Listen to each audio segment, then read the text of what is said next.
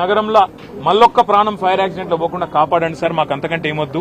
దయచేసి మీరు వచ్చిండ్రు సంతోషంగా, భవిష్యత్తులో ఇట్లా కాకుండా చూసుకోండి అని ఒకటే ఒక్క మాట వాళ్ళు చెప్తున్నారు. నేను ప్రభుత్వాన్ని కూడా అడిగేది ఒకటే, మీరు దయచేసి రాజకీయాలు నడుస్తూనే ఉంటాయి, తిట్టుకునుడు, మనం అసెంబ్లీలో తూకిత్తా అంటే మైకిత్తా రోజు నడుస్తూనే ఉంటది. మేము దాని గురించి రాలే. కానీ ఇప్పుడన్నా ఎండాకాలం వచ్చిందంటే మున్సిపల్ మంత్రి గాని, మున్సిపల్ అధికారులు గాని, పోలీసు వాళ్ళు గాని, ఫైర్ ఇంజిన్ వాళ్ళు గాని ఓ రివ్యూ పెట్టుకోవాలి, సమీక్ష చేయాలి. ఎక్కడ ప్రమాదం జరిగితే, ఎందుకంటే ఇది densely populated area. Old city అంటే ముఖ్యంగా చార్మినార్ అంటే ఎక్స్ట్రీమ్లీ డెన్స్లీ పాపులేటెడ్ ఏరియా. ఇక్కడ ఒక ఫైర్ ఇంజిన్ రానికి పోనికి కూడా జాగుండదు. తెల్లారు లేస్తే అంత ట్రాఫిక్ ఉంటుంది ఇక్కడ. మరి ఇక్కడ ఏమన్నా అయితే ఎట్లా అనే ఒక ఆలోచన ముందు నుంచి ఉండాలి.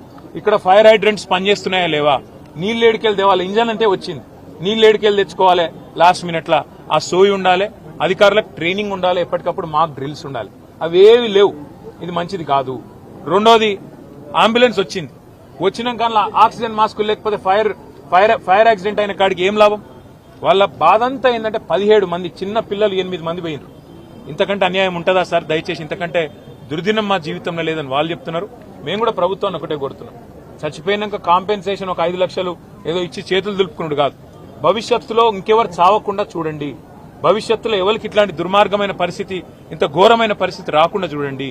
దయచేసి మీరు చేస్తున్నారు కొన్ని పనులు, ఇంకా మంచి పనులు చేయండి. అందాల పోటీలని వాటి మీద పెట్టిన శ్రద్ధ దీని మీద కూడా పెట్టండి. వాటి మీద పెట్టే ఖర్చు ఇక్కడ కూడా పెట్టండి. ఇక్కడనే కాదు, ఒక ఓల్డ్ సిటీ అనే కాదు, హైదరాబాద్ అనే కాదు, రాష్ట్రంలో ఏ మారుమూల పల్లె గాని పట్టణంలో గాని యాక్సిడెంట్ అయ్యింది అంటే వెంటనే ప్రాణాలు కాపాడుతందుకు కావాల్సిన సరుకు సరంజామా, మనుషులు, ట్రైనింగ్ ఇవన్నీ ఉండాలి.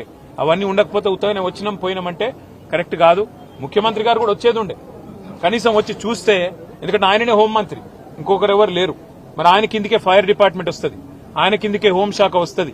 ఆయన వస్తే అధికారులు కూడా అప్రమత్తంగా ఉంటారు, అధికారులు కూడా చేస్తారు. వాళ్ళు తనలాడేది వాళ్ళు తనలాడుతున్నారు. పోలీసు వాళ్ళు, మున్సిపల్ అధికారులు వాళ్ళు పాపం చేసే కాడికి చేస్తున్నారు. కానీ పైనున్నోళ్ళు పైసలు ఇవ్వాలి, ఇకప్పుడు మాక్ డ్రిల్స్ ఉండాలి. దయచేసి భవిష్యత్తులో ఎక్కడ కూడా మళ్ళీ ఇట్లాంటి ప్రమాదం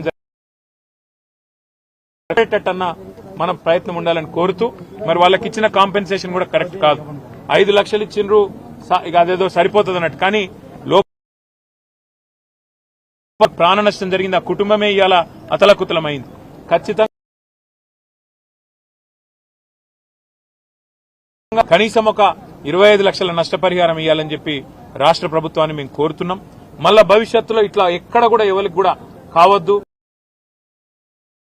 సంబంధించి కూడా ప్రభుత్వం కొంత ఏదన్నా వాళ్ళకి మినహాయింపు ఇవ్వాలి. ఆ కుటుంబం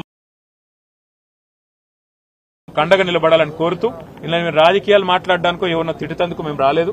కేవలం ఇది మళ్ళా జరగద్దు, ఇంకెవరికి జరగద్దు, ఈ కడుపు కోత ఇంకెవరికి మిగలొద్దు అని మాత్రమే ప్రభుత్వానికి మేము విజ్ఞప్తి చేస్తూ, మీ అందరు కూడా హమారే జితనే భాయి హై, బహుత్